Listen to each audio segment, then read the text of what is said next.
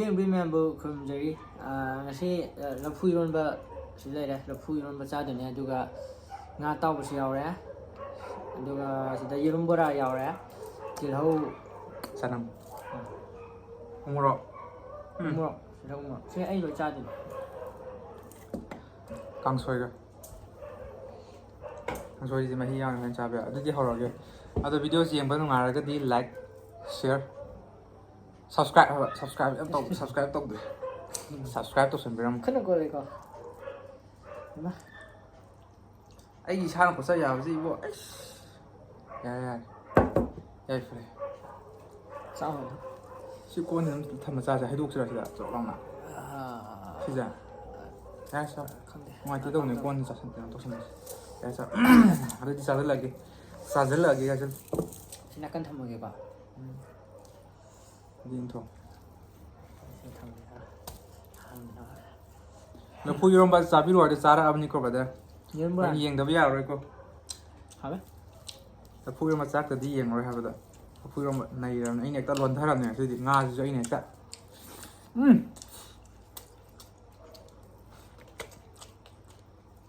ꯊꯣꯛꯇ꯭ꯔꯤꯉꯩꯗ ꯉꯥꯏꯍꯧꯔꯕ ꯉꯁꯤꯁꯦ ꯑꯩꯈꯣꯏ ꯃꯥꯕꯣꯛꯅ ꯂꯣꯏ ꯇꯧꯕꯅꯦ ꯏꯔꯣꯝꯕꯁꯨ ꯃꯥꯕꯣꯛꯅ ꯉꯥ ꯑꯇꯥꯎꯕꯁꯨ ꯃꯥꯕꯣꯛꯅ ꯌꯦꯔꯨꯝ ꯕꯣꯔꯥꯁꯤꯁꯨ ꯑꯩꯈꯣꯏ ꯃꯥꯕꯣꯛꯅ ꯑꯩꯈꯣꯏꯒꯤ ꯍꯦꯠ ꯆꯦꯞꯅꯤ ꯃꯥꯅꯀꯣ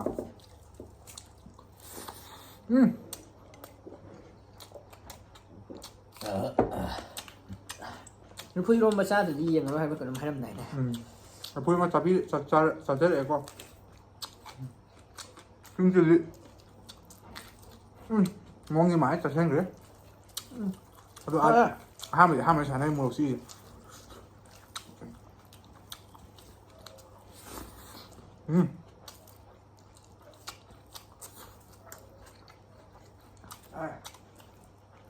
ꯆꯥꯕ꯭ꯔꯥ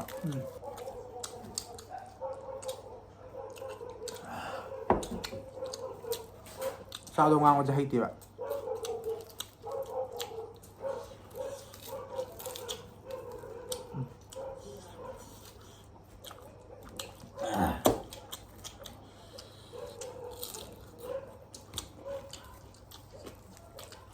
ꯁꯤ ꯑꯩꯅ ꯀꯃꯥꯏꯅ ꯆꯥꯏ ꯈꯪꯗꯦ ꯑꯗꯨꯅꯦ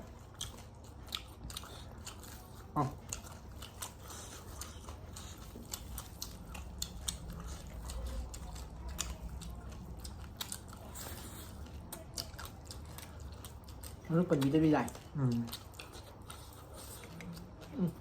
ꯎꯃꯣꯔꯣꯛ ꯁꯥꯔꯝꯃꯦꯍꯦ ꯍꯥꯏꯔꯨꯃꯣ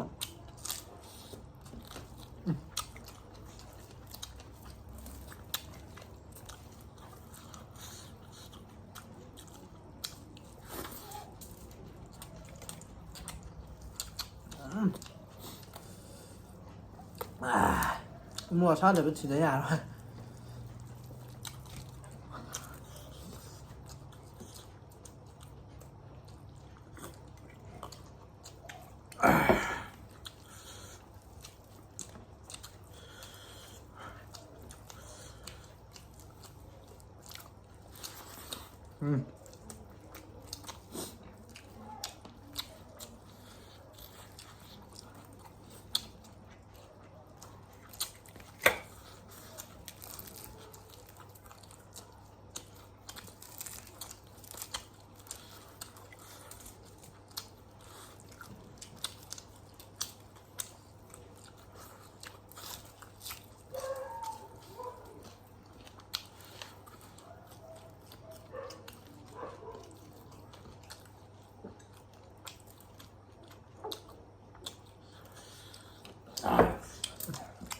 ꯃꯔꯨ ꯌꯨꯕꯤꯗꯕꯤ ꯂꯥꯏ ꯃꯔꯨ ꯌꯨꯕꯤꯗꯕꯤ ꯂꯥꯏ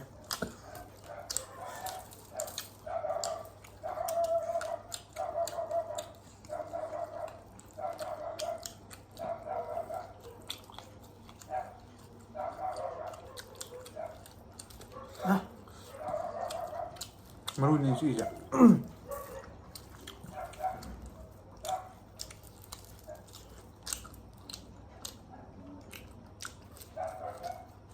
ꯀꯥꯡꯁꯣꯏ ꯆꯥꯔꯣꯏꯗ꯭ꯔꯥ ꯆꯥꯔꯣꯏꯌꯦ ꯑꯩ ꯃꯀꯣꯛꯁꯤ ꯂꯨꯞꯁꯜꯂꯒꯦ ꯍꯣꯔꯦꯟ ꯆꯨꯞꯄ ꯅꯨꯡꯉꯥꯏꯅꯕ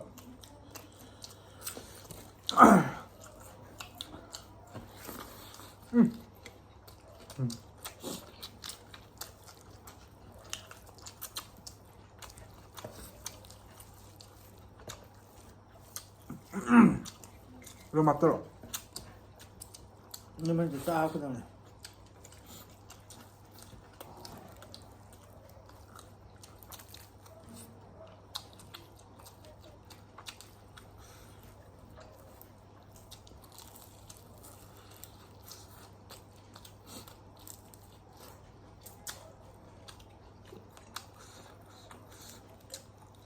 싱.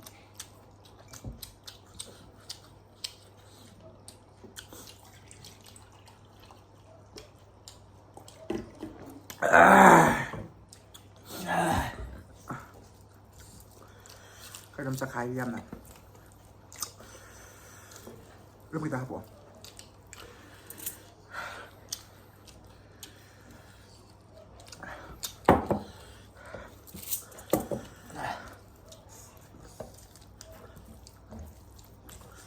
Một cái sa cái này.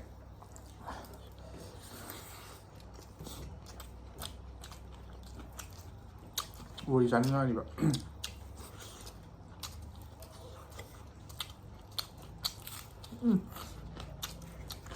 아.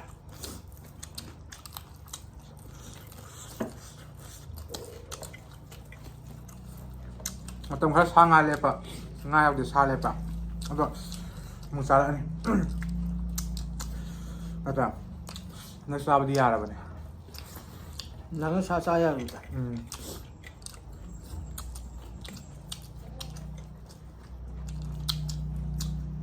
Lai for ba.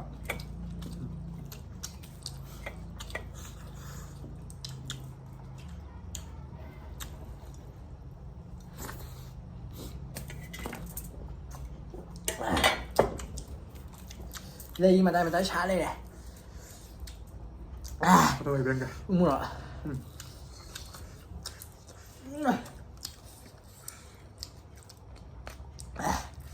Quên rồi này. Quên bé đi. Hello guys. lấy mà tay xả đây hả? Một lột.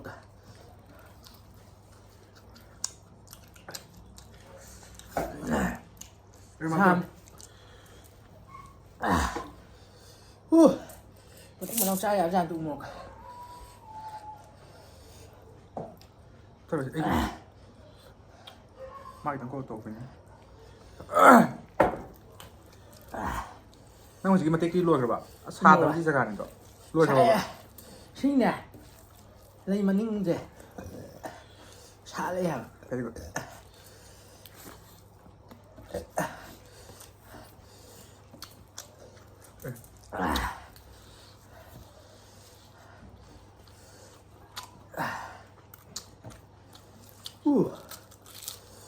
Nó ra rồi. Nó phui nó mới hình sao phát triển này này. Durga Puja ka.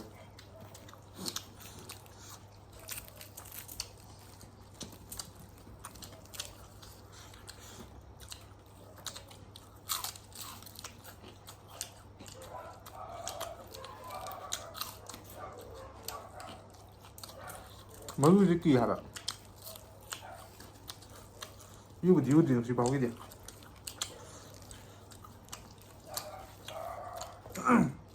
Mới lúc nắp về hàm nó thổi ra để không bạn. Mình ngập bên sang này. Mới lúc gì? Nắp về hàm đó nè. Nhà đấy nó cực bạn.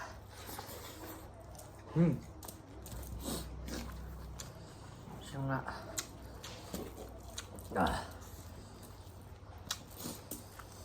이런 말이 남자라 싸워야 하다.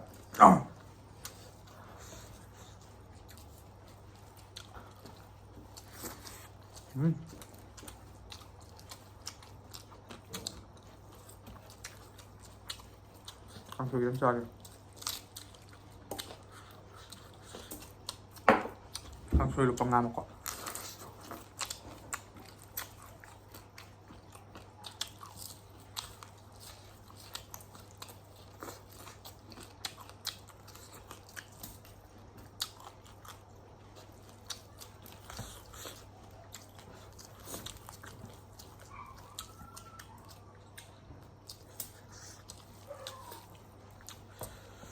เข้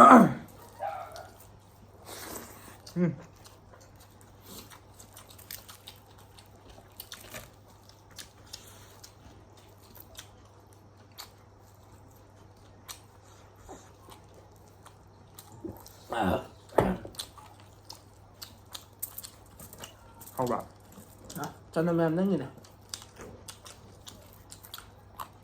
มาคู่คุยนี่ใช่ป่ะน้องทำอะไรไม่ใช่เราจะกันแต่ ก็ดีสิมาคุยเลยพันธุ์คุยสิเดียมาคุยเอาไปยังชาดา อันนี้เราปลูกพวกอย่างนี่ไอ้เว็บบางจากบอลเนี่ยขึ้นมาคู่จะใช่ขึ้นจะใช่มาคู่คุยปีเลยลูกอ่ะ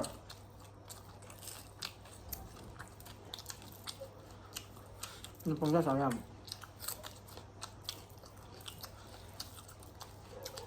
มาดูสมยศพระมาแล้วพวกตะเลียงเงี้ยอะไรเงี้ย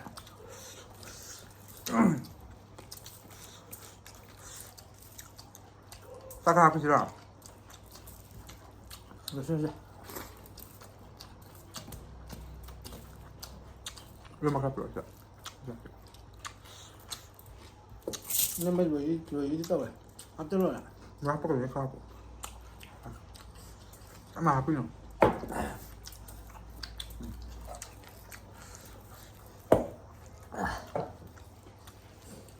ง่ายไปเลยห่อยเคสจะต้องทำเป็นกว่า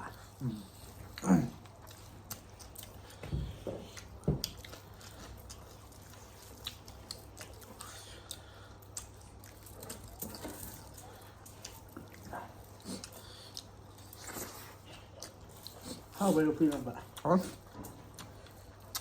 ขย่าวันนี้เราคุยกันแบบเป็นเรื่องท่านมันกงปักตัวที่เกิดเรื่องยำจัดเลยแบบชื่อโบเลยชื่อโบเลยอันจัดเลยคุยกงป้ามุสิงห์ตัว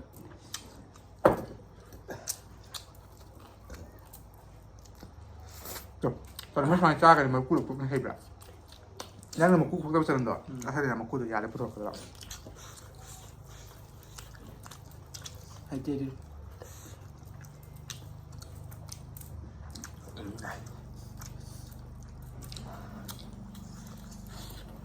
แต่เลยมาดูสิ น้องได้หนึ่งว่าซาให้รู้คำตัวนี่เป็นต้องทบอันใจดิ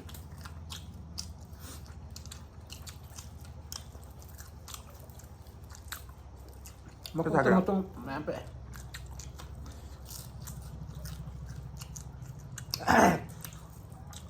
ใจเอาดิปันนี้ตัว เบ๊ะเหล่าได้ตันแล้วด้วยนั่น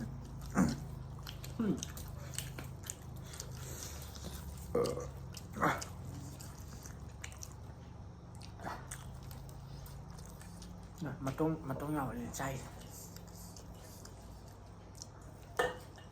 ซาคดีอะไรกันทั้งเลยยังไงเจ๊ซาใช่หรอย ำล่อนี่ไงเข้าใจได้มาตึมก็อ้ายเลยมันกล้องเดือด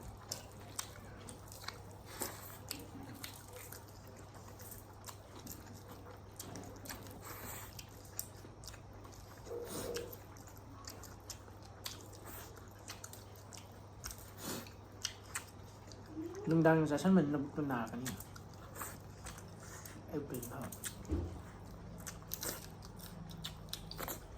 นั่งไหนที่จะมากว่าพี่หรือเปล่า ไพ่จะมากู้ช่วยจ่าทุกตัวเลยสิให้มันเละอยู่ลองมันเลยเอาที่หอยมากู้ดีไงเช็ดหน้าเลยให้แก สุกบ้างไงบ้างงอง่ายไหม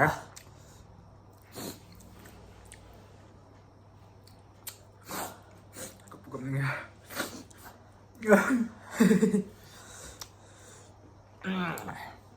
하와이